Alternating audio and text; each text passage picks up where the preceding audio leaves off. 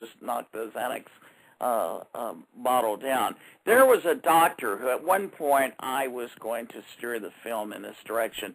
There was a doctor that the day of Chris's wedding, Chris told Gary Hart that he had discovered the fountain of youth, and Gary assumed he was talking about the lady he was marrying, Karen, but no, he was talking about a doctor who would get you as many pills as you wanted of anything, nearly, hydrocodone, Xanax, you name it.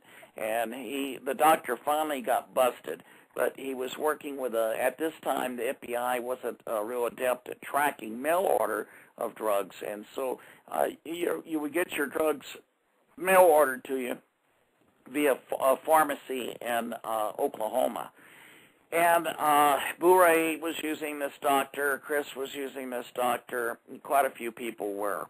Back in the 80s, to give you an idea how easy it was for wrestlers to get drugs, at least here in Texas, the Boxing Commission controlled wrestling, and they required that a doctor, and these were doctors that looked like they'd been on Skid Row, doctor had to, do a physical, and basically they checked the blood pressure and wrote it down, but they also said, do you need anything? And so all across Texas, these doctors in these different cities they would wrestle in would write out, oh, you need 90 hydrocodone? Okay.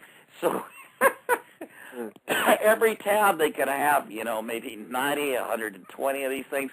Well, all that stopped. And now Chris had found a doctor that worked out a mail order and would get you what you wanted.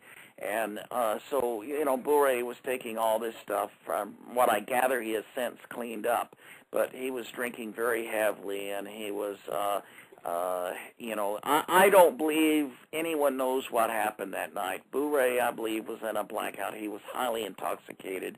I've been in plenty of blackouts. You have no idea what happens. You go look at your car the next morning to see if there's any dents in it, And Chris was in a blackout. They'd been having Long Island iced teas at a restaurant before all this happened. And, I think we kind of come close to likely what the entire story was.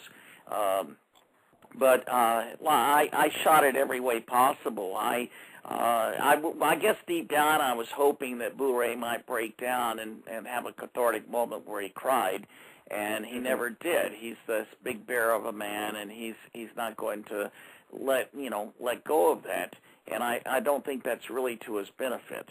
And I eventually took him to his first AA meeting. About the second time I interviewed him, I happened to have a big book with me of Alcoholics Anonymous in my car, and I went out and gave it to him, and he just felt it wasn't time. He wasn't ready to go to a meeting yet. And then finally, a few months later, I think right after my last interview, he apparently threatened an IRS agent while his mom was on the phone, and they got him on terrorism charges.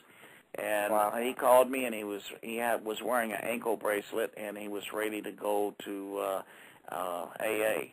And I was his temporary sponsor for a while. This gives you an idea how close I got to most of these people. Now, Boo Ray, I had never been involved with. He was a kind of a small-time promoter. It never really worked for him. But he was a big bear of a man, a great heart. He loved everything about American Indians. He gave me a lot of arrowheads. I enjoyed his parents, his mom's in the film. All that. I had to get to know him. Now, was he Chris's best friend? I'd say he was a friend. He was a friend at the end of this entire event. But a lot of times, Chris buddied up with people because they had money. That's why I'm going to say I'd be hesitant simply to say he's a friend. And frequently, when Chris moved away from them, they had no money. Boo Ray had got about a $300,000 settlement from an accident that happened on a oil rig. And, by the time I was interviewing him for the film, he pretty much had nothing. And he was, struggling to get by living with his mom. and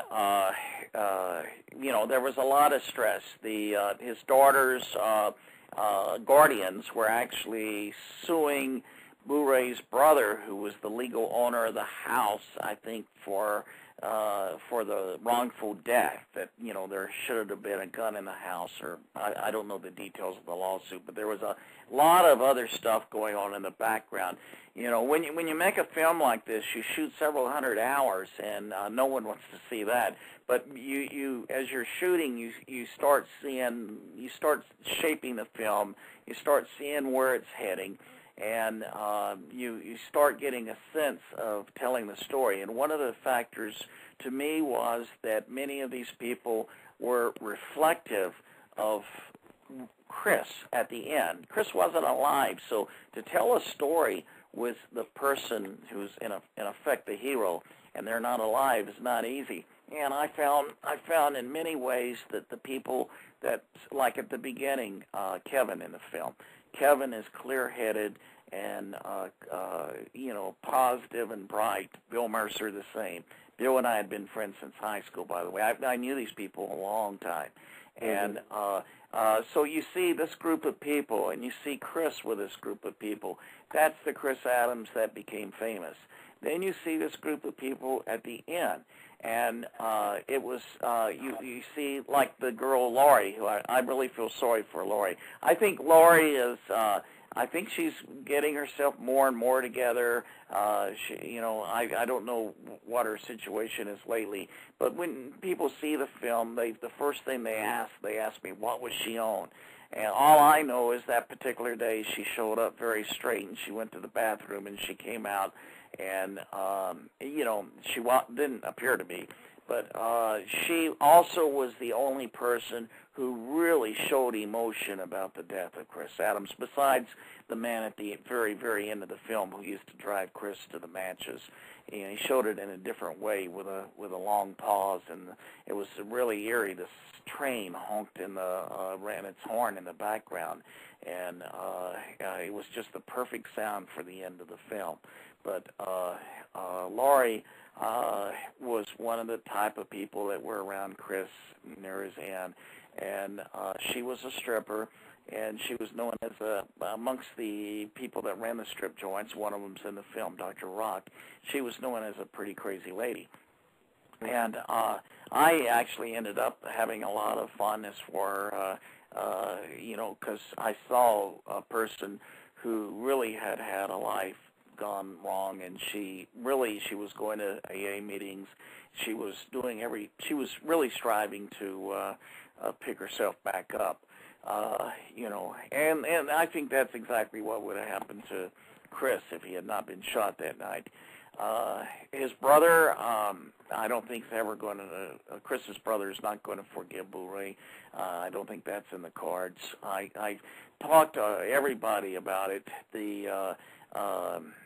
There's a scene I'll probably put on the internet or on one of the releases. We've got a release of the DVD right now, but I keep thinking about going back and editing a beautiful piece I shot with the parents outside of a church in England built in the 1600s, and they tell the story next to the street of where they wrapped a poem they wrote about Chris around one of the roots. And Kevin, Von Erich Kevin, had flown to England. He was there. And then I shot a lot of the headstones in that cemetery. They really were not very comfortable that Chris was buried in Arlington, Texas. Here, his last wife got a tombstone. It was her right to handle the funeral and all of that, of course. But it really they had to do something, so they did this thing with a tree, and I'll probably cut that. I haven't cut it. I did cut it at one time, but I'll probably put it in the in the freebies that go with the film. There's so much powerful stuff that I have left out of the film as well. Chris. Same with Gary Hart. These were giants. Both of them were giants. Gary is a legend, and in the end, one of the nicest, playing the meanest guy in the world, he was actually one of the nicest, warmest, kindest